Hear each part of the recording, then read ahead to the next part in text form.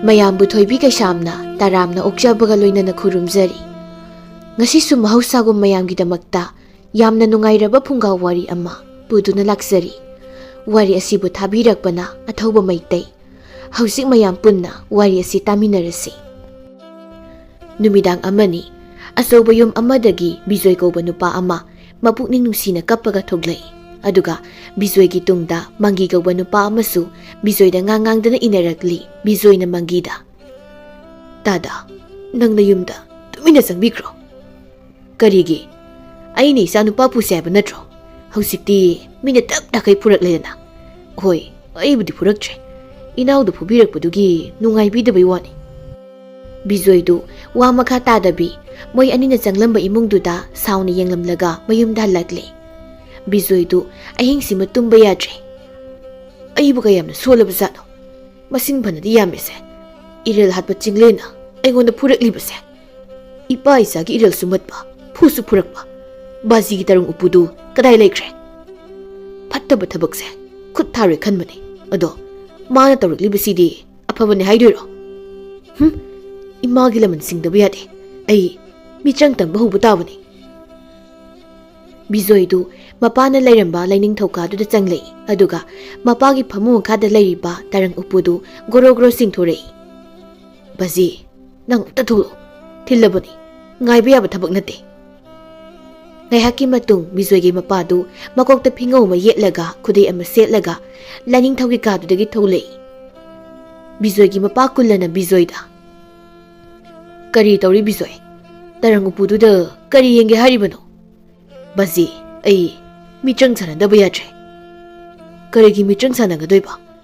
ꯃꯤꯆꯪ ꯁꯥꯟꯅꯕ ꯁꯣꯏꯕꯗꯒꯤꯅꯤ ꯑꯩꯅ ꯇꯥꯏꯕꯪ ꯃꯤ ꯑꯣꯟꯕ ꯉꯝꯈꯤꯗ꯭ꯔꯤꯕꯁꯦ. ꯀꯥꯎꯒꯅꯨ ꯅꯪ." "ꯕꯥꯖꯤ, ꯑꯩꯒꯤ ꯋꯥꯁꯦ ꯃꯨꯟꯅ ꯇꯥꯅ ꯇꯥꯕꯤꯈꯣ. ꯇꯥ ꯆꯤꯡꯂꯦꯟꯅ ꯉꯁꯤꯁꯨ ꯑꯩꯕꯨ ꯏꯄꯥ ꯏꯃꯥ ꯄꯜꯂꯒ ꯐꯨꯕ ꯆꯩꯕ ꯇꯧꯔꯛꯂꯦ. ꯑꯩ ꯈꯥꯡꯕ ꯌꯥꯝꯅ ꯋꯥꯔꯦ. ꯑꯩ ꯃꯥꯒꯤ ꯃꯌꯨꯝꯗ ꯃꯤꯆꯪ ꯇꯧꯔꯒ ꯚꯨꯠ ꯊꯥꯖꯤꯟꯒꯦ ꯈꯜꯂꯦ." "ꯕꯤꯖꯣꯏ, ꯚꯨꯠ ꯊꯥꯖꯤꯟꯕ ꯀꯥꯏꯗꯨꯗꯤ ꯊꯥꯏꯅꯒꯤ ꯋꯥꯅꯤ. ꯍꯧꯖꯤꯛ ꯏꯆꯥꯅ ꯃꯗꯨꯒꯤꯗꯃꯛ ꯋꯥꯔꯨꯅꯨ. ꯑꯩ ꯋꯥ ꯍꯥꯏꯒꯦ." ꯕꯤꯖꯣꯏꯗꯨ ꯇꯔꯪ ꯎꯄꯨꯗꯨ ꯇꯞꯅ ꯈꯨꯝꯖꯤꯜꯂꯤ꯫ "ꯍꯣꯏ ꯕꯥꯖꯤ, ꯍꯥꯏꯕꯤꯔꯛꯑꯣ." "ꯅꯪ ꯆꯤꯡꯂꯦꯟꯒꯤ ꯏꯃꯨꯡꯗꯨ ꯃꯊꯛ ꯃꯈꯥ ꯑꯣꯟꯊꯣꯛꯄ ꯇꯥꯕꯅꯤ. ꯕꯥꯖꯤ, ꯑꯗꯨꯒꯤꯗꯃꯛꯇꯅꯤ ꯅꯆꯥꯅ ꯇꯔꯪ ꯎꯄꯨꯁꯦ ꯕꯥꯖꯤ ꯀꯥꯡꯀꯗꯒꯤ ꯆꯤꯡꯊꯣꯛꯂꯤꯕꯁꯦ. ꯑꯗꯨ ꯑꯣꯏꯕ ꯇꯥꯔꯕꯗꯤ ꯅꯪ ꯃꯣꯏꯗ ꯂꯩꯕ ꯇꯥꯕꯅꯤ." ꯕꯤꯖꯣꯏꯗꯨ ꯃꯄꯥꯗ ꯉꯛꯅ, "ꯀꯔꯤꯅꯣꯗ ꯕꯥꯖꯤ? ꯕꯥꯖꯤ, ꯅꯪ ꯂꯥꯏ ꯑꯣꯟꯈꯤꯕꯗꯒꯤ ꯉꯥꯎꯔ ꯃꯥꯜꯂꯦ." "ꯍꯩ, ꯑꯉꯥꯎꯕ ꯃꯤ ꯉꯥꯛꯇꯅꯤꯅꯦ ꯃꯥꯂꯦꯝꯁꯤꯗ ꯐꯥꯎꯔꯤꯕꯁꯦ. ꯅꯪ ꯑꯩꯅ ꯑꯉꯥꯡ ꯃꯆꯥ, ꯃꯤꯅ ꯌꯦꯡꯕꯗ ꯌꯥꯝꯅ ꯅꯨꯡꯁꯤꯕ ꯑꯉꯥꯡ ꯃꯆꯥ ꯑꯃ ꯑꯣꯜꯍꯜꯂꯒ ꯆꯤꯡꯂꯦꯟꯗ ꯂꯥꯡ ꯊꯥꯛꯄ ꯇꯥꯔꯦ." ꯕꯤꯖꯣꯏꯗꯨ ꯃꯄꯥꯒꯤ ꯋꯥꯗꯣ ꯋꯥꯈꯜ ꯈꯪꯇꯥ ꯇꯥꯏ꯫ "ꯑꯣ, ꯇꯥ ꯆꯤꯡꯂꯦꯟ ꯑꯉꯥꯡ ꯄꯣꯛꯇꯦꯀꯣ? ꯐꯔꯦꯗꯨꯗꯤ ꯕꯥꯖꯤ. ꯕꯥꯖꯤꯒꯤ ꯃꯤꯇ꯭ꯔꯪꯗꯣ ꯑꯩꯉꯣꯟꯗ ꯀꯥꯞꯁꯤꯟꯕꯤꯔꯣ. ꯑꯩ ꯑꯉꯥꯡ ꯑꯣꯜꯂꯒꯦ ꯑꯗꯨꯗꯤ." ꯃꯤꯀꯨꯞ ꯈꯔꯒꯤ ꯃꯇꯨꯡꯅꯤ ꯕꯤꯖꯣꯏꯗꯨ ꯌꯦꯡꯕꯗ ꯌꯥꯝꯅ ꯅꯨꯡꯁꯤꯕ ꯆꯍꯤ 5ꯒꯤ ꯑꯉꯥꯡ ꯅꯨꯄꯥ ꯃꯆꯥ ꯑꯃ ꯑꯣꯜꯂꯒ ꯃꯄꯥ ꯀꯨꯜꯂꯒꯤ ꯐꯃꯨꯡꯗ ꯐꯝꯂꯒ ꯂꯩꯔꯝꯃꯤ꯫ ꯀꯨꯜꯂ ꯅꯣꯛꯂꯒ, "ꯏꯕꯨꯡꯉꯣ ꯕꯤꯖꯣꯏ, ꯀꯔꯤꯅ ꯃꯤꯠꯌꯦꯡꯁꯤꯗꯤ? ꯍꯩ ꯏꯕꯨꯡꯉꯣ, ꯅꯪ ꯑꯩꯅ ꯀꯧꯔꯤꯕꯁꯤꯕꯨ ꯇꯥꯕ꯭ꯔꯅꯦꯍꯦ?" ꯕꯤꯖꯣꯏꯗꯨ ꯀꯨꯜꯂꯗ ꯌꯦꯡꯂꯒ ꯌꯥꯝ ꯁꯥꯎꯅ, "ꯄꯨꯄꯨ, ꯑꯩꯅ ꯊꯤꯟꯕꯤꯌꯨ ꯍꯥꯏꯕ ꯌꯨꯝꯗꯨꯗ ꯍꯧꯖꯤꯛ ꯐꯥꯎꯕ ꯊꯤꯟꯕꯤꯗ꯭ꯔꯤ ꯀꯩꯒꯤꯅꯣ?" ꯀꯨꯜꯂꯗꯨ ꯃꯇꯣꯝꯇ, "ꯃꯤꯇ꯭ꯔꯪꯁꯤꯗꯤ ꯁꯣꯏꯔꯦꯗꯅ ꯕꯤꯖꯣꯏ. ꯍꯩꯁ, ꯕꯤꯖꯣꯏꯁꯤꯗꯤ ꯋꯥꯈꯜ ꯑꯃ ꯑꯣꯟꯈ꯭ꯔꯦꯅ. ꯑꯩ ꯃꯁꯛ ꯈꯪꯈꯤꯗ꯭ꯔꯦ. ꯑꯩ ꯍꯧꯖꯤꯛ ꯀꯔꯤ ꯇꯧꯅꯤ? ꯑꯩꯁꯨ ꯑꯃꯨꯛ ꯃꯥꯡ, ꯏꯆꯥꯁꯨ ꯃꯥꯡ. ꯍꯩ ꯕꯤꯖꯣꯏ, ꯑꯩ ꯑꯃꯨꯛ ꯃꯨꯠꯄ ꯍꯧꯔꯛꯑꯦꯅꯦꯍꯦ. ꯅꯪ ꯑꯍꯜ ꯑꯃꯨꯛ ꯊꯣꯛꯍꯜꯂꯧꯅꯦꯍꯦ. ꯍꯩ ꯕꯤꯖꯣꯏ, ꯕꯤꯖꯣꯏ." ꯀꯨꯜꯂꯗꯨ ꯑꯃꯨꯛ ꯃꯥꯡꯈ꯭ꯔꯦ꯫ ꯕꯤꯖꯣꯏꯅ, "ꯄꯨꯄꯨ, ꯑꯩꯅ ꯆꯠꯅꯤꯡꯕ ꯌꯨꯝꯗꯨꯗ ꯊꯤꯟꯕꯤꯌꯨ." ꯑꯌꯨꯛ ꯑꯉꯟꯕꯅꯤ ꯕꯤꯖꯣꯏꯗꯨ ꯄꯤꯛꯇ꯭ꯔꯨ ꯄꯤꯛꯅ ꯆꯤꯡꯂꯦꯟꯒꯤ ꯌꯨꯝ ꯊꯤꯔꯒ ꯂꯝꯕꯤꯗ ꯀꯣꯏꯆꯠ ꯆꯠꯂꯤ꯫ ꯂꯩꯀꯥꯏꯒꯤ ꯃꯤꯑꯣꯏꯁꯤꯡꯁꯨ ꯕꯤꯖꯣꯏ ꯎꯕꯗ ꯅꯨꯡꯁꯤꯅ ꯂꯛꯅꯕ ꯌꯥꯎꯔꯤ꯫ ꯅꯨꯄꯤ ꯑꯃꯒ ꯅꯨꯄꯥꯒꯁꯨ ꯕꯤꯖꯣꯏꯒꯤ ꯃꯅꯥꯛꯇ ꯂꯦꯞꯂꯒ ꯅꯨꯄꯤꯗꯨꯅ, "ꯃꯣꯏ ꯃꯄꯥ ꯑꯉꯥꯡꯁꯤ ꯌꯥꯝ ꯅꯨꯡꯁꯤꯌꯦ. ꯌꯨꯝꯗ ꯄꯨꯔꯁꯤꯔꯥ?" "ꯍꯩ, ꯌꯥꯔꯣꯏꯍꯦ. ꯃꯤꯒꯤ ꯃꯆꯥ ꯃꯁꯨ ꯑꯣꯏꯔꯝꯒꯅꯤ." "ꯃꯤꯒꯤ ꯑꯉꯥꯡ ꯑꯣꯏꯔꯒꯕꯨ ꯃꯇꯣꯝꯇ ꯂꯝꯕꯤꯁꯤꯗ ꯆꯠꯀꯗ꯭ꯔꯣ? ꯌꯨꯝꯗ ꯄꯨꯈ꯭ꯔꯁꯤ. ꯃꯃꯥ ꯃꯄꯥꯅ ꯂꯧꯕ ꯂꯥꯛꯑꯒꯅ ꯂꯥꯛꯆꯔꯦꯗꯅ." ꯑꯔꯥꯞꯄꯗ ꯃꯤꯑꯣꯏ ꯈꯔꯁꯨ ꯃꯇꯩ ꯃꯅꯥꯎꯗꯨꯅ ꯕꯤꯖꯣꯏ ꯄꯨꯈꯤꯕꯗꯨ ꯎꯍꯧꯏ꯫ ꯕꯤꯖꯣꯏꯗꯨ ꯃꯇꯩ ꯃꯅꯥꯎ ꯑꯅꯤꯗꯨꯅ ꯃꯣꯏ ꯑꯅꯤꯒꯤ ꯃꯌꯨꯝꯗ ꯄꯨꯔꯛꯂꯤ꯫ ꯁꯣꯝꯗꯅ ꯑꯃꯨꯛ ꯃꯆꯥ ꯄꯣꯛꯇꯕ ꯆꯤꯡꯂꯦꯟꯒꯤ ꯌꯨꯝꯗ ꯃꯤꯑꯣꯏ ꯈꯔꯁꯨ ꯊꯕꯛ ꯁꯨꯅ ꯁꯨꯅ ꯑꯍꯜ ꯑꯃꯅ ꯑꯉꯥꯡ ꯑꯄꯤꯛꯄꯗꯣ ꯃꯁꯛꯇꯨ ꯌꯥꯝ ꯅꯨꯡꯁꯤꯅꯦ꯫ ꯅꯨꯄꯥ ꯑꯃꯅ ꯑꯃꯨꯛ ꯀꯅꯥꯒꯤ ꯑꯉꯥꯡꯅꯣ ꯍꯪꯗꯣꯛꯄ ꯌꯥꯕ ꯖꯥꯠꯅꯤ꯫ ꯃꯇꯩ ꯃꯅꯥꯎꯗꯨꯅ ꯄꯝꯂꯒ ꯍꯦꯛꯇ ꯄꯨꯈꯤꯕꯗꯨꯗ ꯍꯪꯕ ꯅꯪꯍꯧꯗꯕꯅꯤ꯫ ꯆꯤꯡꯂꯦꯟꯗꯨ ꯃꯥꯒꯤ ꯁꯨꯃꯥꯡꯗ ꯃꯁꯥꯗꯨ ꯁꯥꯖꯦꯜ ꯇꯧꯅ ꯇꯧꯅ ꯊꯕꯛ ꯁꯨꯔꯤꯕ ꯑꯍꯜ ꯑꯅꯤꯗꯨꯒꯤ ꯋꯥꯗꯨ ꯃꯨꯟꯅ ꯇꯥꯔꯤ꯫ ꯑꯁꯣꯝꯗ ꯑꯍꯜ ꯑꯃꯅ ꯅꯣꯏꯒꯤ ꯋꯥꯔꯤꯗꯣ ꯇꯣꯛꯑꯁꯤ꯫ ꯆꯤꯡꯂꯦꯟꯁꯤ ꯑꯩꯈꯣꯏꯗ ꯌꯦꯡꯂꯤ ꯃꯥꯜꯂꯦ꯫ ꯊꯕꯛ ꯁꯨꯗꯕꯒꯤ ꯈꯣꯟꯆꯣꯛ ꯑꯃꯨꯛ ꯆꯥꯔꯅꯤ꯫ ꯏꯕꯨꯡꯉꯣ ꯆꯤꯡꯂꯦꯟ, ꯁꯣꯝꯗ ꯅꯨꯡꯉꯥꯏꯕ ꯋꯥꯔꯤ ꯑꯃ ꯁꯨꯝ ꯂꯤꯅꯔꯛꯄ ꯑꯗꯨꯗ ꯆꯤꯡꯂꯦꯟꯗꯨ ꯃꯣꯏ ꯑꯍꯨꯝꯒꯤ ꯃꯅꯥꯛꯇ ꯆꯪꯂꯛꯏ꯫ ꯀꯅꯥ ꯀꯩꯗꯧꯔꯦ ꯍꯥꯏꯕꯅꯣ ꯇꯥꯗ? ꯑꯍꯜꯗꯨ ꯍꯥꯏꯐꯦꯠ ꯈꯧꯗꯦꯝꯂꯒ ꯀꯔꯤꯁꯨ ꯅꯠꯇꯦꯗ ꯏꯕꯨꯡꯉꯣ꯫ ꯃꯆꯥ ꯄꯣꯛꯇꯕ ꯇꯣꯝꯕꯒ ꯊꯕꯥꯒꯗꯣ ꯑꯉꯥꯡ ꯑꯃ ꯄꯝꯂꯒ ꯆꯪꯈꯤ ꯍꯥꯏꯅꯕ꯫ ꯆꯤꯡꯂꯦꯟꯗꯨ ꯃꯣꯏ ꯑꯍꯨꯝꯒꯤ ꯃꯅꯥꯛꯇ ꯐꯝꯊꯔꯛꯏ꯫ ꯃꯣꯏ ꯑꯍꯨꯝꯗꯨ ꯆꯤꯡꯂꯦꯟꯒꯤ ꯃꯇ꯭ꯔꯪ ꯀꯥꯕ ꯍꯛꯆꯥꯡꯗꯨꯗ ꯀꯤꯅ ꯌꯦꯡꯂꯤ꯫ ꯑꯗꯨꯒ ꯆꯤꯡꯂꯦꯟꯒꯤ ꯃꯁꯥꯗ ꯀꯔꯤꯒꯨꯝꯕ ꯄꯣꯠ ꯑꯃꯅ ꯇꯝꯊꯤꯅ ꯁꯣꯛꯍꯟꯈꯤꯕꯒꯤ ꯃꯐꯝ ꯈꯔꯁꯨ ꯂꯩꯔꯤ꯫ ꯆꯤꯡꯂꯦꯟꯅ ꯃꯣꯏ ꯑꯅꯤꯗꯤ ꯀꯗꯥꯏꯗꯒꯤ ꯑꯉꯥꯡ, ꯀꯅꯥꯗꯒꯤ? ꯑꯍꯜꯁꯤꯡꯅ ꯋꯥ ꯉꯥꯡꯈꯤꯗ꯭ꯔꯦ꯫ ꯑꯍꯜ ꯅꯨꯄꯥ ꯑꯃꯅ ꯆꯤꯡꯂꯦꯟꯗ ꯂꯝꯕꯤꯗ ꯊꯦꯡꯅꯕ ꯑꯣꯏꯔ ꯃꯥꯜꯂꯦ꯫ ꯃꯣꯏ ꯑꯅꯤꯅ ꯄꯝꯂꯒ ꯄꯨꯈ꯭ꯔꯦ ꯍꯥꯏꯅꯩ꯫ ꯑꯣ, ꯑꯗꯨꯗꯤ ꯃꯃꯥ ꯃꯄꯥ ꯃꯁꯛ ꯈꯪꯗ꯭ꯔꯤ ꯐꯥꯎꯕꯗꯤ ꯑꯩꯒꯤꯗ ꯊꯝꯕ ꯌꯥꯏꯅ ꯍꯥ? ꯑꯩꯈꯣꯏ ꯀꯨꯟꯗꯣ ꯇꯥꯔꯗꯤ ꯍꯔꯥꯎꯕꯅꯕꯨ ꯂꯣꯏꯔꯅꯤ꯫ ꯑꯍꯜ ꯑꯃꯗꯨꯅ ꯍꯣꯏ ꯏꯕꯨꯡꯉꯣ, ꯏꯕꯦꯝꯃꯁꯨ ꯄꯥꯎꯁꯤ ꯇꯥꯔꯗꯤ ꯍꯔꯥꯎꯖꯔꯅꯤ꯫ ꯀꯨꯟꯗꯣꯔꯩꯗꯨ ꯅꯍꯥ ꯈꯔꯒ ꯃꯈꯥꯔꯣꯝꯒꯤ ꯌꯨꯝ ꯑꯃꯗꯒꯤ ꯊꯣꯛꯂꯛꯏ꯫ ꯀꯨꯟꯗꯣꯔꯩ ꯅꯍꯥꯁꯤꯡ ꯑꯗꯨꯗ ꯃꯣꯏ ꯑꯅꯤꯗꯣ ꯑꯁꯣꯝꯗ ꯄꯨꯁꯤꯜꯂꯛꯄ ꯌꯥꯗꯦꯀꯣ, ꯁꯣꯝꯗ ꯄꯨꯁꯤꯟꯕ ꯌꯥꯗꯦ꯫ ꯅꯣꯏ ꯇꯥꯗꯅ ꯑꯃꯨꯛ ꯊꯤꯅ ꯐꯨꯕꯤꯈꯤꯕ ꯇꯥꯔꯦ꯫ ꯃꯤ ꯋꯥꯔꯛꯄꯗ ꯆꯩ ꯊꯥꯕ ꯌꯥꯗꯦꯀꯣ ꯏꯁꯥ ꯁꯥ꯫ ꯃꯣꯏ ꯅꯍꯥꯁꯤꯡꯗꯨ ꯍꯣꯏ ꯍꯣꯏ ꯍꯥꯏꯔꯒ ꯏꯃꯨꯡꯗ ꯂꯣꯏꯅ ꯆꯪꯅꯈ꯭ꯔꯦ꯫ ꯆꯤꯡꯂꯦꯟꯁꯨ ꯀꯨꯟꯗꯣꯔꯩ ꯂꯥꯛꯄ ꯎꯕꯗ ꯍꯩ ꯀꯨꯟꯗꯣ, ꯏꯕꯥꯅꯤ ꯂꯩꯀꯥꯏ ꯀꯣꯏꯔꯨꯗꯕ ꯌꯥꯔꯣꯏꯗꯧꯔꯦ ꯍꯧꯖꯤꯛ꯫ ꯀꯩꯗꯧꯔꯦ ꯃꯄꯥ? ꯃꯗꯨꯅꯤ ꯅꯪꯅ ꯑꯉꯥꯡꯗꯤ ꯂꯩꯇꯅ ꯃꯄꯥ ꯍꯥꯏꯅ ꯀꯧꯔꯤꯕꯗꯣ ꯍꯧꯖꯤꯛꯇꯤ ꯏꯕꯨꯡꯉꯣ ꯅꯠꯇ꯭ꯔꯒ ꯏꯕꯦꯝ ꯍꯥꯏꯅ ꯀꯧꯕꯁꯨ ꯐꯪꯂꯅꯤ꯫ ꯀꯨꯟꯗꯣꯔꯩꯗꯤ ꯆꯤꯡꯂꯦꯟꯒꯤ ꯋꯥꯗꯨ ꯋꯥꯈꯜ ꯏꯇꯥ ꯇꯥꯗ꯭ꯔꯤ꯫ ꯀꯅꯥ ꯀꯩꯗꯧꯔꯦ ꯍꯥꯏꯕꯅꯣ ꯃꯄꯥ? ꯇꯣꯝꯕ ꯊꯕ ꯃꯇꯩ ꯃꯅꯥꯎꯒꯤꯗ ꯂꯝ ꯍꯥꯡꯅꯕ ꯑꯉꯥꯡ ꯃꯆꯥ ꯑꯃ ꯂꯩ ꯍꯥꯏ꯫ ꯃꯗꯨ ꯑꯩꯒꯤꯗꯤ ꯊꯝꯁꯤꯔꯥ? ꯅꯪꯕꯨ ꯅꯆꯥ ꯌꯣꯛꯄ ꯉꯝꯖꯒꯗ꯭ꯔꯅꯦ ꯍꯥ ꯃꯃꯥ?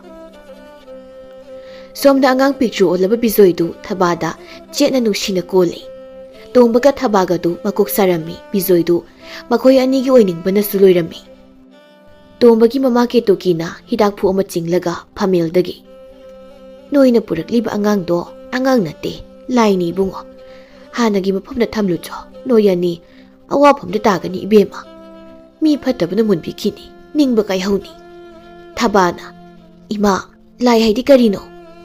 ꯑꯉꯥꯡ ꯑꯗꯣ ꯃꯤ ꯂꯃꯟ ꯈꯨꯝꯕ ꯂꯥꯛꯄ ꯑꯣꯏꯒꯅꯤ꯫ ꯃꯥꯒꯤ ꯃꯑꯣꯡ ꯃꯇꯧ ꯃꯁꯛ ꯑꯩꯅ ꯈꯪꯕ ꯂꯩ꯫ ꯇꯣꯝꯕꯅ ꯏꯃꯥ, ꯃꯃꯥ ꯃꯄꯥ ꯅꯤꯡꯁꯤꯡꯅ ꯇꯧꯔꯤ ꯑꯣꯏꯅꯤꯗ꯫ ꯅꯤꯡꯊꯤꯅ ꯅꯥꯎꯌꯣꯛ ꯅꯥꯎꯀꯣꯟꯕꯤꯔꯒ ꯃꯔꯥꯏꯅ ꯍꯩꯅꯖꯔꯛꯀꯅꯤꯗ꯫ ꯕꯤꯖꯣꯏꯗꯤ ꯆꯍꯤ 5ꯒꯤ ꯑꯉꯥꯡꯒꯤ ꯋꯥꯈꯜꯗ ꯂꯩꯈ꯭ꯔꯕꯅꯤꯅ ꯃꯥꯒꯤ ꯂꯩꯀꯥꯏ ꯐꯥꯎꯕ ꯅꯤꯡꯊꯤꯅ ꯈꯪꯕ ꯅꯠꯇꯦ꯫ ꯑꯗꯨꯕꯨ ꯆꯤꯡꯂꯦꯟꯒꯤ ꯃꯁꯛꯇꯤ ꯃꯥꯒꯤ ꯃꯃꯤꯠꯇ ꯎꯔꯤ꯫ ꯅꯨꯃꯤꯗꯥꯡ ꯋꯥꯏꯔꯝꯗꯨ ꯆꯤꯡꯂꯦꯟꯒ ꯀꯨꯟꯗꯣꯔꯩꯒ ꯅꯍꯥ ꯈꯔꯒ ꯇꯣꯝꯕꯒꯤ ꯌꯨꯝꯗ ꯂꯥꯛꯏ꯫ ꯀꯦꯇꯨꯀꯤꯗꯤ ꯆꯤꯡꯂꯦꯟ ꯎꯕꯗ ꯃꯣꯃꯣ ꯅꯣꯛꯆꯔꯤ꯫ ꯏꯍꯦ, ꯆꯤꯡꯂꯦꯟ ꯑꯣꯏꯔꯦꯗꯅ ꯑꯉꯥꯡꯁꯦ ꯃꯥ ꯌꯣꯛꯆꯒꯦ ꯍꯥꯏꯔꯤ ꯃꯥꯜꯂꯦ꯫ ꯆꯤꯡꯂꯦꯟꯗꯨ ꯀꯦꯇꯨꯀꯤꯒꯤ ꯃꯅꯥꯛꯇ ꯆꯪꯂꯛꯏ꯫ ꯑꯗꯨꯒ ꯐꯝꯂꯒ ꯏꯅꯦ, ꯏꯆꯥ ꯂꯧꯕ ꯂꯥꯛꯏꯌꯦ꯫ ꯏꯅꯦꯒꯤ ꯉꯥ ꯆꯔꯥ ꯑꯃꯁꯨ ꯄꯨꯔꯛꯏꯌꯦ꯫ ꯇꯨ ꯅꯃꯧ ꯅꯨꯄꯤꯅ ꯌꯥꯜꯂꯤ꯫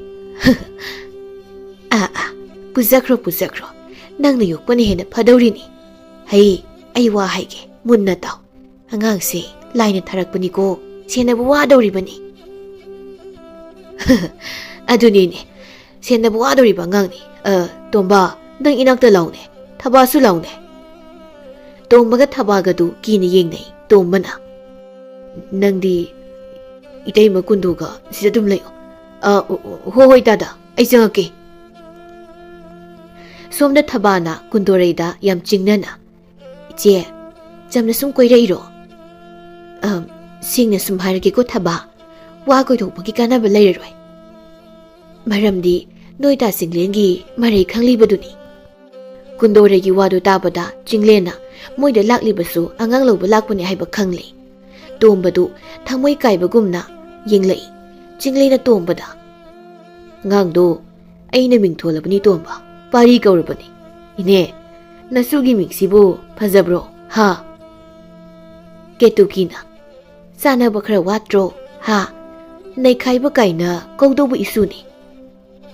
Pathangaw thokpa kaina kawbiyune. Jinglensu yam lemna nokjari.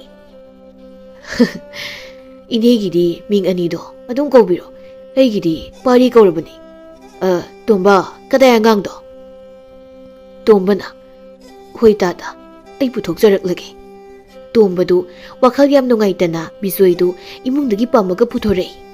Bisoidu Jinglena ubaga angangna yamna pamjaba sanapot ama ubagumna harauna yenglaga nokjari.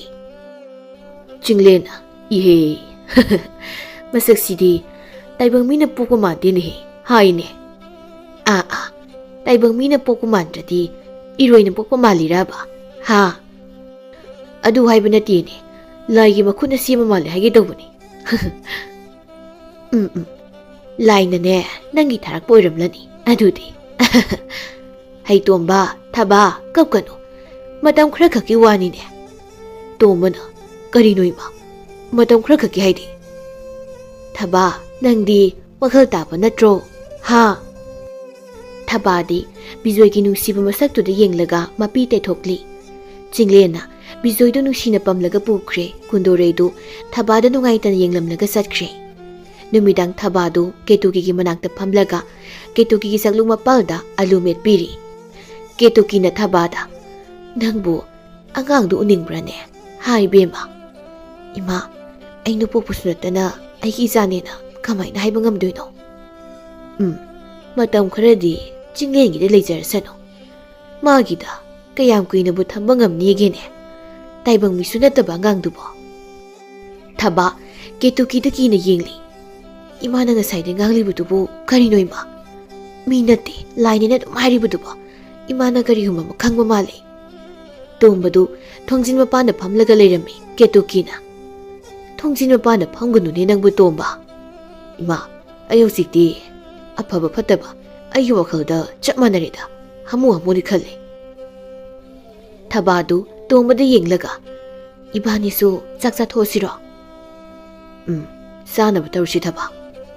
Ayukni somna Singlendi bijoidu magi phamungda thamlaga nungaina sanari. Ibungo nangi ming pari kawi ko. Nati bijoi kawi.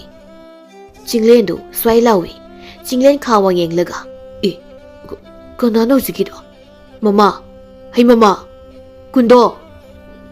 Kundo raidudi khara lamna laikibana Jinglena kawbudu tadri. Jinglendu matomta amuk. Bijoidubu amuk lakpa satla. Handakti mawong amagi kupu tawrakani.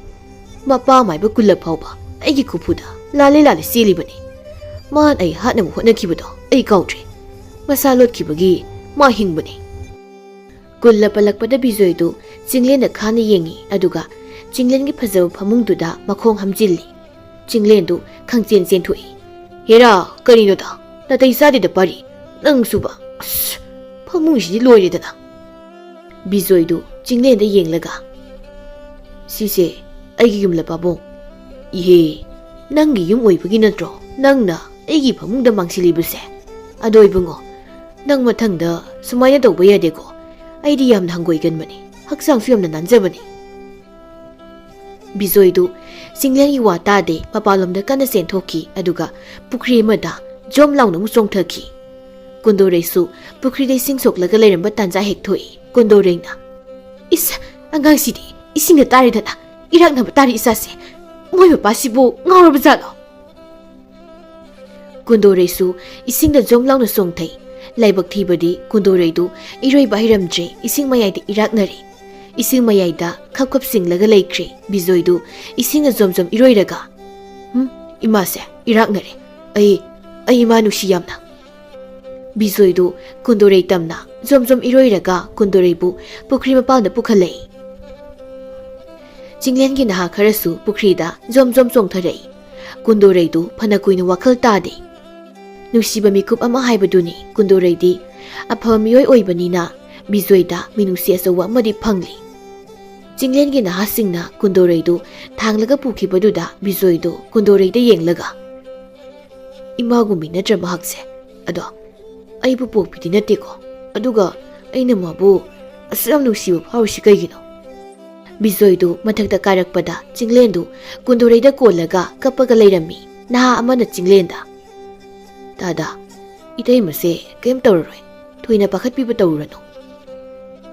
Chinglendu Kundoreidu kolaga hai mama nangna tawribasibu karinone nang iroi baiti khangliba natro ha kana no natayibagi masase yungkhatlaga mana takibi ising mayamdo amuda uthonsi thurone noibo ibungodi kadai lehore ha nupa amana angangdi pukri mapanda leri tada itai magi thaksingiba isingdo loina othorakle tada pakat pirano o mak em tawdudi phare angang si kanbada mama se laina lawboi ga doini hei mama wakhal tarone namit pangoni nangbo ngai haki matung Kundoreidu wakhal tarakli Kundoreidu mangolda tumlaga leirambatuda o aisi hingli boire angang ni kadai leikre Chinglenda nasa nupado kaisu tawtre tungkre mama kaidawre mapa mama angang si kainom itaw tawine pikra mamana aduk lukra pukriduda karam haini hinglibano sini hoini mapa aisu mana pamlaga kangphal phawba pukhatlambani ai haipet khangawi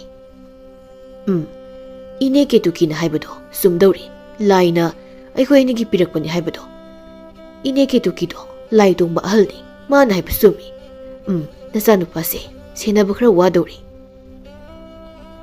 tha amani haukhre adubu Bijoidu wangangde tingki laikide sini nani khangde magi tawning pangtawda tawraga Chinglenbu wahanba haure nongmadi Chinglen naha kharaga labuk bayaida Bijoidu kauraga koina chatli is karam haina tawba angang ne masibo bokul nanga somna chalo aduga khomaiga yaimaga somna chalo nong yaina tada asomna kalsidi heloi thoi haine aduna ai magi inarage o phare inaro ningthem nang aiga salasi horen lambi lamangnarusu isa-isagi yumda laknasiko haujik Chinglena lairiba mafam asi mongsong amadani sida natrane haujik ibungogi khonjal takhibado haujikidu karino akiba khangdaba ise ngasidi isada akiba ma phawrena haujiki makholduna aduna mukari Chinglengi tungda Bijoigi khonjel ama takhibugum tawi babung ui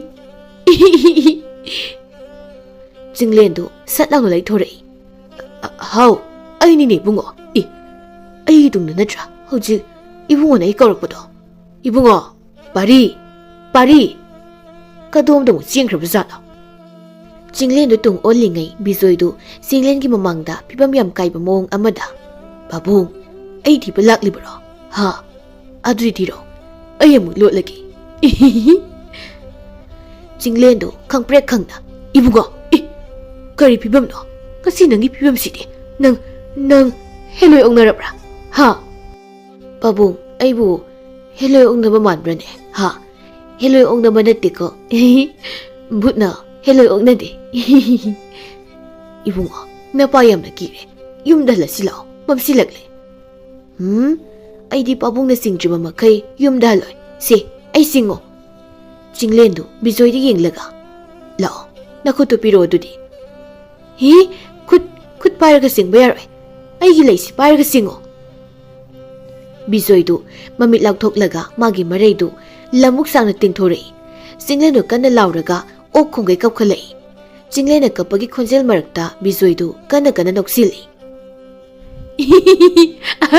babung kire babung sikire numidang ahingni arapada pung moibung khongbagi makhol khara lapna tari Kundoreina ibungo yaima noi tata dubu somda sakribrami yaimana khangdi teima madi aikhoi leithorakpada leiramtredo khomeina iteima aina ta Chinglendo agi ꯆꯤꯡꯗꯨꯝ ꯃꯆꯥ ꯑꯃ ꯂꯩꯔꯤꯁꯦ ꯑꯁꯤꯗ ꯀꯥꯈꯤꯕ ꯑꯣꯏ ꯑꯗꯨꯒ ꯃꯣꯡꯁꯣꯡꯁꯤꯗ ꯆꯪꯈꯤꯕ ꯑꯣꯏ ꯅꯣꯡꯌꯥꯏꯅ ꯑꯧ ꯃꯥꯅꯦ ꯇꯥꯗꯗꯣ ꯑꯁꯤꯒꯤ ꯆꯤꯡꯗꯨꯝꯁꯤꯗ ꯀꯥꯈꯤꯕꯅꯤ ꯑꯗꯨꯒ ꯑꯣꯟꯊꯈꯤꯕꯒꯨꯝꯁꯨ ꯇꯧꯕꯗꯣ ꯑꯩꯅ ꯌꯥꯝ ꯂꯥꯞꯅ ꯎꯈꯤ ꯑꯩꯅ ꯎꯕꯗ ꯇꯥꯗꯗꯣ ꯏꯕꯨꯡꯉꯣ ꯊꯦꯡꯅꯈꯤꯕꯁꯨ ꯃꯥꯜꯂꯤ ꯏꯕꯨꯡꯉꯣ ꯊꯦꯡꯅꯕꯗꯨꯗ ꯑꯩꯈꯣꯏꯁꯨ ꯃꯐꯝꯁꯤꯗ ꯇꯥꯗ ꯂꯥꯛꯄ ꯉꯥꯏꯕꯅꯤ ꯁꯣꯝꯅ ꯆꯤꯡꯂꯦꯟꯗꯨ ꯅꯥꯄꯤ ꯃꯔꯛꯇ ꯂꯣꯡꯅ ꯇꯥꯔꯒ ꯂꯩꯔꯤ ꯑꯗꯨꯒ ꯕꯤꯖꯣꯏꯅ ꯆꯤꯡꯂꯦꯟꯒꯤ ꯃꯅꯥꯛꯇ ꯐꯝꯂꯒ ꯆꯤꯡꯂꯦꯟꯗ ꯅꯣꯝꯂꯒ ꯄꯥꯕꯨꯡ ꯌꯨꯝꯗ ꯍꯜꯂꯁꯤ ꯂꯥꯛꯑꯣ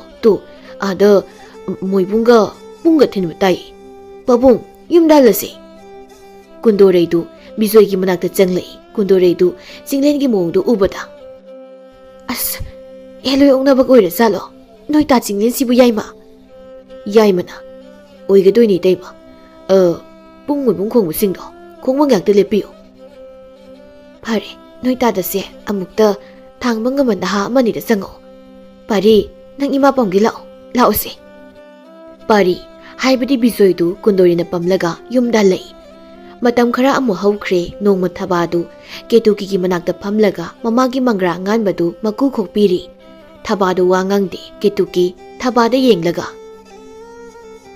ꯃꯪꯒ꯭ꯔꯥꯗꯤ ꯉꯥꯜꯂꯒ ꯆꯥꯕꯅ ꯑꯣꯏꯅꯝꯃꯤ ꯐꯨꯝꯃꯒ ꯆꯥꯕꯁꯤ ꯌꯥꯔꯤ ꯌꯥꯈꯣꯡ ꯅꯥꯏ ꯊꯕꯥꯅ ꯏꯃꯥ ꯁꯤꯁꯤ ꯌꯥꯝꯅ ꯍꯥꯎꯔꯅꯤ ꯃꯔꯥ ꯏꯅꯧ ꯅꯧꯔꯤ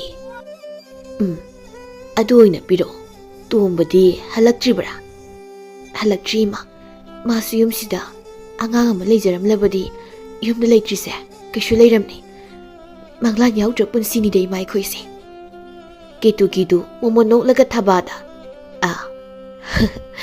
ꯃꯪꯂꯥꯟ ꯄꯥꯝꯃꯨꯅꯨ ꯇꯥꯏꯕꯪꯗ ꯍꯤꯡꯕ ꯄꯥꯝꯃꯨ ꯉꯥꯏꯕ ꯀꯜꯂꯨ ꯏꯁꯨ ꯍꯜꯂꯛꯈꯤꯅꯤ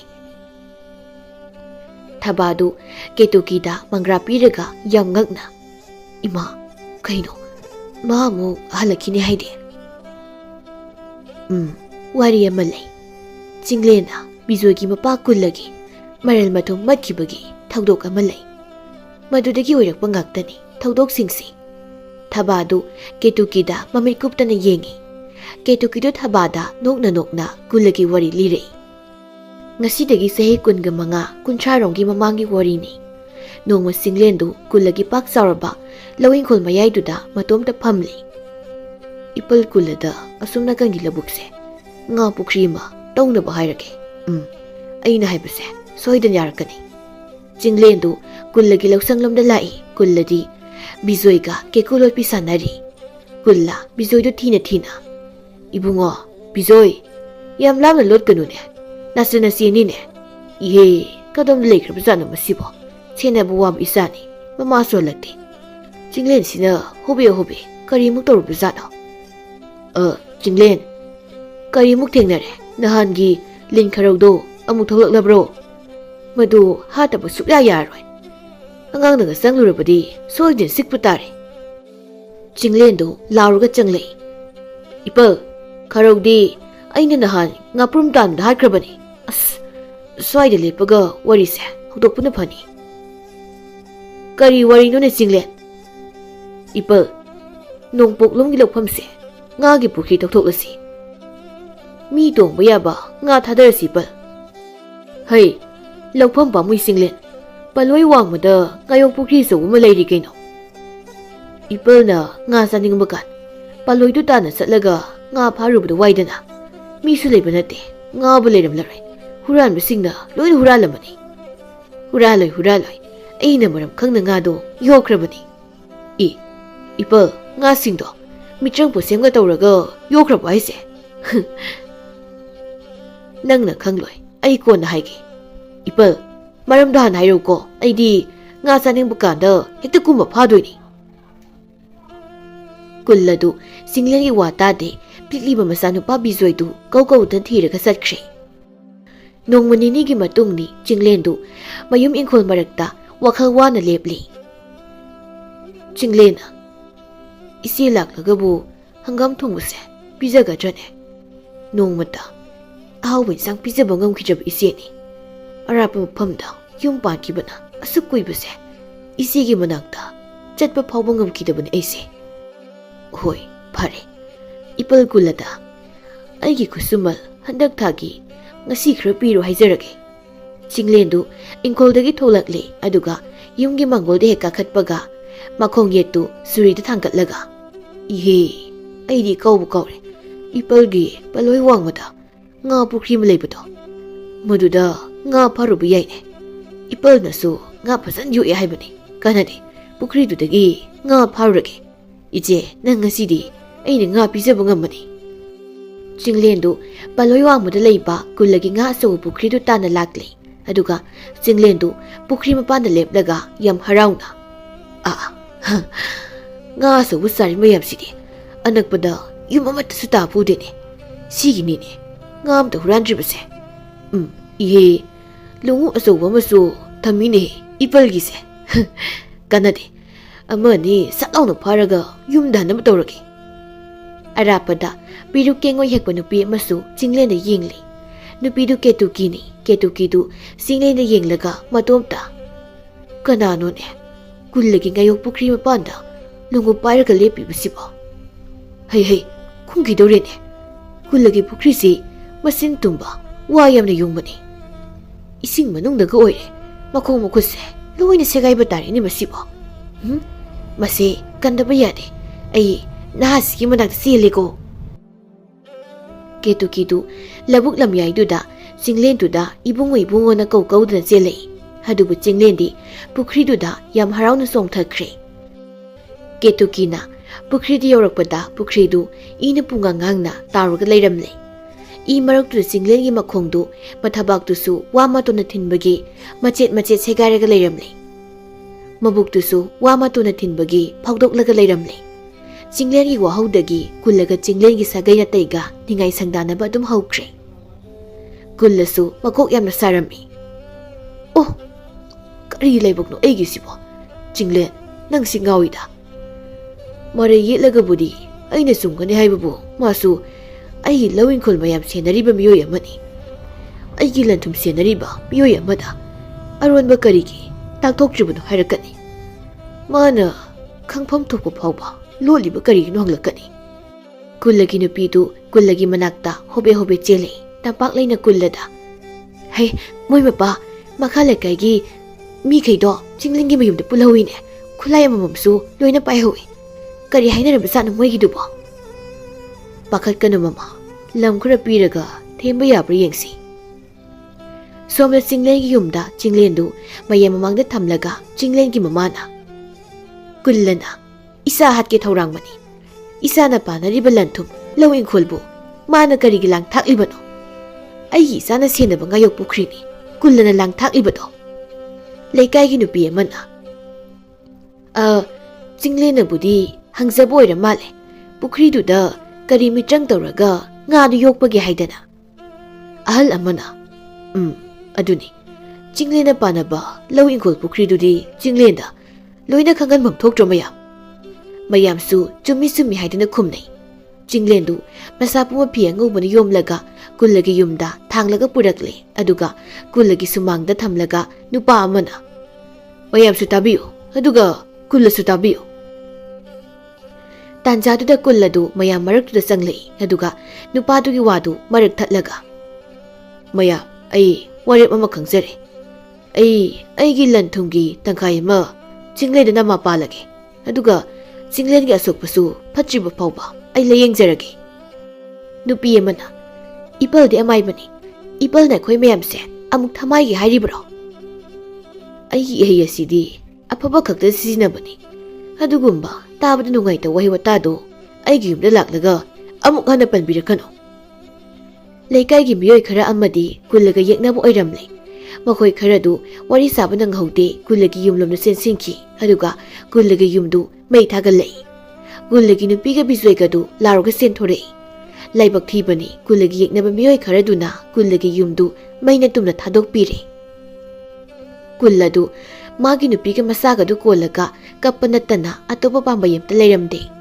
kullagi imungdu magi lausangna leiba tarami aduga kullagi lanthum tangkai amasu Chinglen na piba tarami kulladu tabak leimagi mathada tumna mama mapa nang mung ekta pothauda mama ai pothaba yadrene ai apha wakal do ai khanjene ꯃꯤꯄꯠꯇꯁꯤꯡꯗꯣ ꯑꯩꯒꯤ food ꯊꯥꯖꯤꯜꯂꯒ ꯂꯃꯟ ꯈꯨꯝꯅꯤꯡꯂꯤꯅꯦ꯫ ꯃꯄꯥ, ꯑꯗꯨꯒꯨꯝꯕ ꯐꯠꯇꯕ ꯋꯥꯈꯜꯗꯣ ꯈꯟꯒꯅꯨꯗ꯫ ꯃꯤꯑꯣꯏꯕꯅꯤ, ꯍꯤꯡꯂꯕꯗꯤ ꯁꯣꯏꯕ ꯇꯥꯕꯅꯤ꯫ Cool ꯑꯗꯨ ꯇꯝꯄꯥꯛꯂꯩꯒꯤ ꯃꯇꯝꯄꯥꯛꯇ ꯃꯄꯤ ꯇꯞ ꯇꯞ ꯇꯥꯔꯤ꯫ ꯑꯩꯒꯤ ꯕꯥꯖꯤꯒꯤ ꯏꯃꯥꯒꯤ ꯅꯤꯡꯁꯤꯡꯕ ꯃꯤꯁꯨ ꯃꯩ ꯆꯥꯛꯄꯗꯨꯗ ꯂꯣꯏꯅ ꯌꯥꯎꯈ꯭ꯔꯦ꯫ ꯑꯩꯒꯤ ꯅꯪꯒꯤ ꯍꯥꯏꯕ ꯅꯤꯡꯁꯤꯡꯕ ꯃꯤ ꯑꯃꯠꯇ ꯍꯧꯖꯤꯛꯇꯤ ꯂꯩꯇ꯭ꯔꯦ꯫ ꯌꯨꯝ ꯑꯃꯒꯤ ꯃꯅꯨꯡꯗ ꯃꯤ ꯂꯩꯕ꯭ꯔꯥ ꯂꯩꯇꯕ꯭ꯔꯥ ꯍꯥꯏꯕ ꯈꯤꯇꯁꯨ ꯌꯦꯡꯗꯅ ꯃꯩ ꯊꯥꯕ꯫ ꯀꯔꯤꯒꯨꯝꯕ ꯅꯪ ꯑꯃꯗꯤ ꯏꯆꯥꯁꯤꯅ ꯐꯠꯇ ꯅꯨꯡꯗ ꯊꯣꯛꯂꯝꯕ ꯇꯥꯔꯕꯗꯤ ꯑꯩꯗꯤ ꯀꯔꯤ ꯑꯣꯏꯍꯧꯅꯤ? ꯅꯣꯏ ꯑꯅꯤꯅ ꯇꯨꯝꯂꯒ ꯂꯩꯔꯕ ꯃꯇꯝ ꯑꯣꯏꯔꯝꯂꯣ? ꯑꯩꯅ ꯌꯨꯝꯗ ꯂꯩꯇꯕ ꯇꯟꯖꯥ ꯊꯣꯛꯂꯣ? ꯅꯣꯏ ꯑꯅꯤꯗꯤ ꯁꯤꯕ ꯇꯥꯔꯤꯕ꯭ꯔꯥ? ꯃꯁꯤ ꯈꯟꯕꯗꯅꯤ ꯑꯩꯅ ꯄꯤ ꯍꯦꯛꯇ ꯇꯥꯔꯛꯂꯤꯕꯁꯦ꯫ ꯃꯔꯝ ꯑꯁꯤꯅ ꯑꯩ ꯍꯧꯖꯤꯛ ꯐꯠꯇ ꯃꯤ ꯋꯥꯔꯛꯄ ꯃꯇꯝ ꯑꯣꯏꯔꯦ꯫ ꯚꯨꯠ ꯊꯥꯖꯤꯟꯕꯒꯤ ꯃꯗꯨꯒꯤ ꯃꯍꯨꯠꯇ ꯑꯩꯅ ꯑꯣꯏꯅ ꯚꯨꯠ ꯑꯣꯜꯂꯒ ꯐꯠꯇꯕ ꯃꯤꯗꯣ ꯋꯥꯔꯛꯄ ꯍꯧꯕ ꯇꯥꯕꯅꯤ꯫ ꯀꯦꯇꯨꯀꯤꯗꯨ ꯀꯨꯜꯂꯒꯤ ꯏꯃꯨꯡꯒꯤ ꯋꯥꯔꯤ ꯂꯤꯅ ꯂꯤꯅ ꯇꯣꯝꯕꯗꯣ ꯐꯅꯁꯨ ꯊꯦꯡꯉꯦ, ꯂꯥꯛꯇꯦꯅꯦꯍꯦ꯫ ꯃꯁꯤꯅꯤ ꯀꯨꯜꯂꯒꯤ ꯋꯥꯔꯤ꯫ ꯀꯨꯜꯂꯅ ꯃꯥꯒꯤ ꯃꯤꯇ꯭ꯔꯪꯒꯤ ꯃꯍꯩꯅꯅꯦ ꯃꯥꯡꯕ ꯍꯩꯕ ꯃꯤ ꯑꯣꯜꯂꯒ ꯆꯤꯡꯂꯦꯟꯒꯤ ꯂꯩꯀꯥꯏꯗ ꯂꯩꯕ ꯃꯥꯒꯤ ꯌꯨꯝꯃꯩ ꯊꯥꯈꯤꯕꯁꯤꯡꯗꯣ ꯀꯤꯍꯟ ꯈꯪꯍꯟꯗꯅ ꯋꯥꯔꯛꯄꯗ ꯂꯥꯏꯕꯛ ꯊꯤꯕꯗꯒꯤ ꯃꯤꯑꯣꯏ ꯈꯔꯁꯨ ꯑꯁꯤ ꯑꯅꯥ ꯌꯥꯎꯈꯤ꯫ ꯚꯨꯠꯇꯣ ꯀꯨꯜꯂꯅ ꯁꯥꯟꯅꯕꯅꯤ ꯈꯪꯂꯛꯄꯗꯒꯤ ꯁꯤꯔꯤꯕ ꯏꯃꯨꯡꯗꯨꯅ ꯀꯨꯜꯂ ꯃꯤ ꯍꯥꯠꯄꯅꯤ, ꯁꯤꯔꯤꯕ ꯃꯤꯑꯣꯏꯁꯤꯡ ꯑꯗꯣ ꯏꯃꯨꯡ ꯄꯨꯕ ꯃꯤꯑꯣꯏ ꯉꯥꯛꯇꯅꯤ ꯍꯥꯏꯗꯅ ꯀꯨꯜꯂꯒꯤ ꯃꯔꯜ ꯃꯊꯨꯝꯁꯤꯡꯗꯣ ꯆꯤꯡꯂꯦꯟꯒꯤ ꯃꯤꯑꯣꯏꯁꯤꯡꯅ ꯂꯣꯏꯅ ꯂꯧꯕꯤꯈꯤ꯫ ꯀꯨꯜꯂꯁꯨ ꯚꯨꯠ ꯑꯣꯟꯈꯤꯕꯗꯒꯤ ꯇꯥꯏꯕꯪ ꯃꯤ ꯑꯃꯨꯛ ꯍꯟꯅ ꯑꯣꯟꯕ ꯉꯝꯗꯅ ꯂꯩꯈꯤ꯫ ꯃꯇꯝ ꯈꯔꯒꯤ ꯃꯇꯨꯡ ꯇꯝꯄꯥꯛꯂꯩꯃꯁꯨ ꯋꯥꯈꯜ ꯂꯩꯅꯥ ꯅꯥꯔꯒ ꯁꯤꯈ꯭ꯔꯦ꯫ ꯊꯕꯥꯅ ꯑꯉꯥꯡꯗꯨꯅ ꯀꯅꯥꯅ ꯌꯣꯛꯈ꯭ꯔꯤꯕ? ꯑꯩꯒꯤꯗ ꯊꯝꯂꯝꯃꯤ꯫ ꯅꯣꯏ ꯇꯥ ꯇꯣꯝꯕꯒ ꯃꯇꯝ ꯀꯨꯏꯅ ꯂꯩꯃꯤꯟꯅꯔꯝꯕꯅꯤ꯫ ꯀꯣꯟꯅ ꯃꯥꯒꯤ ꯂꯝ ꯃꯆꯦꯠ ꯑꯃ ꯂꯩꯔꯒ ꯌꯨꯝ ꯁꯥꯕꯤꯔꯒ ꯍꯧꯖꯤꯛꯅ ꯑꯃꯨꯛ ꯃꯄꯥ ꯀꯨꯜꯂꯒꯤ ꯋꯥꯔꯤ ꯇꯥꯔꯕ ꯃꯇꯨꯡꯅꯤ ꯃꯥꯅ ꯆꯤꯡꯂꯦꯟꯗ ꯃꯥꯒꯤ ꯃꯔꯜ ꯃꯊꯨꯝ ꯊꯧꯕꯅꯦꯅ ꯆꯤꯡꯂꯦꯟꯒꯤ ꯃꯅꯥꯛꯇ ꯇꯣꯏꯅ ꯆꯠꯂꯤꯕꯗꯣ꯫ ꯍꯧꯖꯤꯛ ꯆꯤꯡꯂꯦꯟꯒꯤ ꯃꯅꯥꯛꯇ ꯂꯩꯔꯤꯕ ꯅꯪꯅ ꯌꯥꯝꯅ ꯈꯣꯏꯗꯥꯖꯕ ꯑꯉꯥꯡꯗꯨꯅꯤ, ꯕꯤꯖꯣꯏꯗꯣ꯫ ꯕꯤꯖꯣꯏꯒꯤ ꯈꯣꯟꯖꯦꯜ ꯇꯥꯔꯒ ꯊꯣꯛꯄ ꯈꯛ ꯉꯝꯕ ꯀꯨꯜꯂꯅ ꯕꯤꯖꯣꯏꯕꯨ ꯑꯉꯥꯡ ꯃꯆꯥꯒꯤ ꯃꯄꯣꯛ ꯑꯣꯜꯍꯜꯂꯒ ꯆꯤꯡꯂꯦꯟꯒꯤ ꯃꯅꯥꯛꯇ ꯊꯥꯔꯤꯕꯅꯤ꯫ ꯍꯧꯖꯤꯛ ꯆꯤꯡꯂꯦꯟꯅ ꯌꯣꯛꯂꯤꯕꯗꯣ ꯕꯤꯖꯣꯏꯅꯤ, ꯃꯄꯥ ꯀꯨꯜꯂꯒꯤ ꯁꯥꯏꯌꯣꯟꯅꯤ, ꯑꯉꯥꯡ ꯑꯣꯜꯂꯕ ꯕꯤꯖꯣꯏꯅꯤ꯫ ꯃꯇꯝ ꯈꯔ ꯑꯃꯨꯛ ꯍꯧꯈ꯭ꯔꯦ꯫ ꯕꯤꯖꯣꯏꯅ ꯆꯤꯡꯂꯦꯟꯗꯨ ꯂꯥꯛꯅꯕꯗ ꯂꯣꯏꯔꯦ꯫ ꯌꯨꯝ ꯈꯔ ꯊꯨꯒꯥꯏ, ꯐꯧ ꯈꯔ ꯃꯩ ꯊꯥ, ꯐꯤꯔꯣꯜ ꯈꯔ ꯃꯩ ꯊꯥꯗꯣꯛ, ꯂꯧꯕꯨꯛ ꯄꯨꯈ꯭ꯔꯤꯗ ꯌꯣꯛꯄ ꯃꯅꯥ ꯃꯁꯤꯡ, ꯉꯥ ꯀꯌꯥ ꯕꯤꯖꯣꯏꯅ ꯃꯥꯡꯍꯟ ꯇꯥꯛꯍꯟꯕꯤꯔꯝꯃꯤ꯫ ꯆꯤꯡꯂꯦꯟꯒꯤ ꯌꯨꯝꯗꯨ ꯑꯉꯛꯄꯒꯤ ꯐꯤꯕꯝ ꯑꯃ ꯍꯥꯏꯕꯗꯨ ꯑꯣꯏꯔꯝꯃꯤ꯫ ꯃꯁꯤꯗꯒꯤ ꯍꯦꯟꯗꯣꯛꯇꯅ ꯆꯤꯡꯂꯦꯟꯒꯤ ꯅꯍꯥ ꯊꯝꯂꯤꯕꯁꯤꯡꯗꯨꯕꯨ ꯕꯤꯖꯣꯏ ꯁꯦꯟꯅꯕꯗ ꯑꯆꯧꯕ ꯑꯔꯨꯝꯕ ꯄꯣꯠꯂꯨꯝ ꯑꯃ ꯄꯤꯕꯒ ꯆꯞ ꯃꯥꯟꯅꯈ꯭ꯔꯦ꯫ ꯅꯨꯡꯊꯤꯜ ꯑꯃꯅꯤ ꯀꯨꯟꯗꯣꯔꯩꯗꯨ ꯏꯃꯨꯡꯗꯒꯤ ꯃꯄꯥꯟꯗ ꯀꯟꯅ ꯂꯥꯎꯔꯒ ꯆꯦꯟꯊꯣꯔꯛꯏ꯫ ꯍꯣꯃꯣꯏ ꯃꯄꯥ! ꯇꯥꯔꯕ ꯃꯄꯥ? ꯏꯕꯨꯡꯉꯣꯅ ꯏꯃꯨꯡꯁꯦ ꯃꯩ ꯊꯥꯔꯛꯑꯦ ꯃꯤ! ꯃꯄꯥ, ꯅꯪꯒꯤ ꯇꯨꯝꯐꯝ ꯀꯥꯁꯦ ꯃꯩ ꯂꯣꯏꯅ ꯆꯥꯛꯑꯦ ꯋꯥꯅꯤ! ꯆꯤꯡꯂꯦꯟꯅ ꯃꯥꯒꯤ ꯅꯍꯥꯁꯤꯡꯗꯨꯒ ꯀꯨꯟꯗꯣꯔꯩꯒꯤ ꯃꯅꯥꯛꯇ ꯆꯦꯟꯁꯤꯟꯅꯔꯛꯏ꯫ ꯆꯤꯡꯂꯦꯟꯅ ꯌꯥꯝ ꯄꯥꯈꯠꯅ, ꯏꯁ, ꯌꯨꯝꯁꯤꯗꯤ ꯃꯩ ꯆꯥꯛꯂꯤꯗꯅ ꯁꯤꯗꯤ! ꯍꯩ ꯅꯍꯥꯁꯥ, ꯄꯨꯈ꯭ꯔꯤꯗꯒꯤ ꯏꯁꯤꯡ ꯁꯣꯛꯂꯒ ꯃꯩꯁꯦ ꯊꯨꯅ ꯑꯝꯇꯪ ꯃꯨꯊꯠꯅꯕ ꯇꯧꯁꯤ꯫ ꯅꯠꯇ꯭ꯔꯕꯗꯤ ꯆꯍꯤ ꯀꯌꯥ ꯆꯪꯅ ꯁꯥꯖꯕ ꯑꯩꯒꯤ ꯌꯨꯝꯁꯦ ꯃꯩꯅ ꯇꯨꯝꯕ ꯆꯥꯛꯈꯤꯕ ꯇꯥꯔꯦ꯫ ꯀꯨꯟꯗꯣꯔꯩꯗꯨ ꯁꯨꯃꯥꯡꯗ ꯐꯝꯂꯒ ꯌꯥꯝꯅ ꯄꯦꯟꯗꯕ ꯈꯣꯟꯖꯦꯜ ꯑꯃꯗ ꯀꯞꯂꯛꯏ꯫ ꯂꯦꯝꯅ ꯄꯥꯝꯕ ꯏꯔꯜ, ꯂꯦꯝꯅ ꯄꯥꯝꯕ ꯏꯆꯥꯗꯤ ꯑꯩꯅ ꯐꯅ ꯈꯨꯗꯨꯝ ꯆꯟꯗꯨꯅꯁꯨ ꯑꯩꯒꯤ ꯑꯣꯏꯕ ꯉꯝꯂꯣꯏ ꯃꯄꯥ꯫ ꯃꯤꯒꯤ ꯃꯊꯥꯗꯒꯤ ꯃꯨꯟꯕ ꯏꯆꯥꯅꯤ꯫ ꯆꯥꯅꯕ ꯃꯃꯥ ꯃꯄꯥꯗ ꯂꯥꯏꯅ ꯈꯨꯗꯣꯜ ꯇꯝꯕꯤꯔꯛꯄꯗꯣ ꯑꯩꯈꯣꯏꯅ ꯃꯨꯜꯂꯒ ꯄꯨꯔꯛꯄꯅꯦ꯫ ꯃꯁꯤꯒꯤ ꯃꯍꯩꯅꯦ ꯉꯁꯤ ꯑꯩꯈꯣꯏꯅ ꯐꯪꯂꯤꯕꯁꯦ꯫ ꯆꯤꯡꯂꯦꯟꯅ ꯋꯥ ꯉꯥꯡꯗꯦ ꯀꯨꯟꯗꯣꯔꯩꯗ ꯌꯦꯡꯂꯒ ꯃꯄꯤ ꯇꯞ ꯇꯞ ꯇꯥꯔꯤ꯫ ꯅꯣꯡꯉꯥꯟꯕꯒ ꯆꯤꯡꯂꯦꯟꯅ ꯕꯤꯖꯣꯏꯗꯨ ꯄꯝꯂꯒ ꯊꯕꯥ ꯑꯃꯗꯤ ꯇꯣꯝꯕꯒꯤ ꯃꯅꯥꯛꯇ ꯂꯥꯛꯏ꯫ ꯊꯕꯥꯗꯨ ꯕꯤꯖꯣꯏꯗ ꯌꯦꯡꯂꯒ ꯃꯣꯃꯣꯟ ꯅꯣꯛꯆꯔꯤ꯫ ꯇꯣꯝꯕꯁꯨ ꯆꯤꯡꯂꯦꯟ ꯑꯃꯗꯤ ꯀꯨꯟꯗꯣꯔꯩꯅ ꯕꯤꯖꯣꯏ ꯄꯨꯔꯛꯄꯗꯨ ꯎꯕꯗ ꯂꯥꯞꯅ ꯏꯟꯅꯔꯛꯂꯤ꯫ ꯀꯦꯇꯨꯀꯤꯅ ꯊꯕꯥꯗ, ꯏꯁꯨ ꯂꯥꯛꯏ ꯊꯕꯥ, ꯏꯍꯦ ꯇꯣꯝꯕꯁꯨ ꯆꯤꯡꯂꯦꯟꯒꯤ ꯃꯇꯨꯡ ꯏꯟꯅꯔꯛꯂꯤꯅꯦ꯫ ꯆꯤꯡꯂꯦꯟꯗꯨ ꯀꯦꯇꯨꯀꯤꯒꯤ ꯃꯅꯥꯛꯇ ꯑꯉꯥꯡꯗꯨ ꯍꯥꯏꯕꯗꯤ ꯕꯤꯖꯣꯏꯗꯨ ꯊꯝꯂꯒ, ꯏꯅꯦ, ꯑꯉꯥꯡꯁꯤ ꯑꯩꯒꯤꯗꯤ ꯌꯣꯛꯄ ꯆꯥꯟꯅꯗ꯭ꯔꯦ꯫ ꯂꯥꯏꯅ ꯇꯣꯝꯕ ꯑꯃꯗꯤ ꯊꯕꯥꯒꯤ ꯄꯤꯔꯛꯄ ꯑꯣꯏꯔꯝꯂꯦ꯫ ꯊꯕꯥꯅ, ꯇꯥꯗꯕꯨ ꯅꯪꯕꯨ ꯏꯕꯨꯡꯉꯣꯁꯤ ꯅꯪꯒꯤꯗ ꯊꯝꯕꯗ ꯀꯔꯤꯁꯨ ꯇꯧꯔꯣꯏꯀꯣ? ꯇꯥꯗ, ꯑꯩꯅ ꯃꯥꯕꯨ ꯑꯍꯥꯟꯕ ꯎꯕꯗ ꯑꯩꯅ ꯃꯥꯕꯨ ꯄꯝꯕꯗ ꯑꯩꯒꯤ ꯊꯥꯗ ꯑꯄꯣꯛꯄꯤ ꯃꯃꯥꯒꯨꯝꯅ ꯆꯦꯠꯅ ꯀꯣꯟꯈꯤ꯫ ꯑꯩꯅꯁꯨ ꯑꯩꯅ ꯍꯦꯛ ꯄꯣꯛꯆꯕ ꯏꯆꯥ ꯑꯣꯏꯔꯕꯒꯨꯝ ꯈꯟꯈꯤ꯫ ꯀꯨꯟꯗꯣꯔꯩꯗꯨ ꯊꯕꯥꯒꯤ ꯃꯅꯥꯛꯇ ꯆꯪꯂꯛꯏ꯫ ꯏꯕꯦꯝꯃ, ꯆꯥꯟꯅꯕ, ꯃꯃꯥ ꯃꯄꯥ ꯑꯣꯏꯌꯨ ꯇꯝꯂꯝꯂꯦ꯫ ꯅꯪ ꯑꯃꯗꯤ ꯇꯣꯝꯕꯁꯦ ꯅꯤꯡꯊꯤꯅ ꯅꯥꯎꯗꯣꯛꯅ ꯀꯣꯟꯕꯤꯌꯨꯀꯣ ꯏꯕꯦꯝꯃ꯫ ꯑꯩꯈꯣꯏ ꯑꯃꯨꯛ ꯆꯠꯂꯒꯦ꯫ ꯀꯨꯏꯅꯁꯨ ꯂꯩꯅꯤꯡꯗ꯭ꯔꯤ ꯃꯐꯝꯁꯤꯗ꯫ ꯏꯕꯨꯡꯉꯣ, ꯐꯔꯤ, ꯆꯠꯂꯦꯀꯣ꯫ ꯆꯤꯡꯂꯦꯟꯒ ꯀꯨꯟꯗꯣꯔꯩꯒꯗꯨ ꯀꯨꯏꯅ ꯂꯩꯔꯝꯗꯦ, ꯃꯌꯨꯝꯗ ꯊꯨꯅ ꯍꯟꯈ꯭ꯔꯦ꯫ ꯃꯇꯝ ꯀꯌꯥ ꯍꯧꯈ꯭ꯔꯦ꯫ ꯕꯤꯖꯣꯏꯁꯨ ꯑꯍꯜ ꯑꯣꯟꯕ ꯉꯝꯗꯅ ꯑꯉꯥꯡ ꯑꯣꯏꯅ ꯊꯕꯥ ꯑꯃꯗꯤ ꯇꯣꯝꯕꯒꯤ ꯃꯅꯥꯛꯇ ꯂꯩꯈ꯭ꯔꯦ꯫ ꯃꯔꯝꯗꯤ ꯕꯤꯖꯣꯏꯅ ꯍꯦꯛ ꯀꯧꯊꯣꯛꯄꯤꯔꯝꯕ ꯀꯨꯜꯂꯁꯨ ꯕꯤꯖꯣꯏꯅ ꯑꯉꯥꯡ ꯑꯣꯟꯈ꯭ꯔꯕꯅꯤꯅ ꯀꯨꯜ ꯑꯗꯨ ꯇꯥꯏꯕꯪꯄꯥꯜꯁꯤꯗꯒꯤ ꯃꯥꯡꯈ꯭ꯔꯦ꯫ ꯕꯤꯖꯣꯏꯗꯨ ꯑꯉꯥꯡꯒꯤ ꯃꯄꯣꯛ ꯑꯣꯏꯅ ꯍꯤꯡꯈ꯭ꯔꯦ꯫ ꯑꯁꯨꯝꯅ ꯊꯕꯥ ꯑꯃꯗꯤ ꯇꯣꯝꯕꯅ ꯕꯤꯖꯣꯏꯗꯨ ꯌꯣꯛꯆꯔꯒ ꯅꯨꯡꯉꯥꯏ ꯌꯥꯏꯐꯕ ꯏꯃꯨꯡ ꯑꯃ ꯑꯣꯏꯅ ꯍꯤꯡꯈꯤꯔꯝꯃꯤ꯫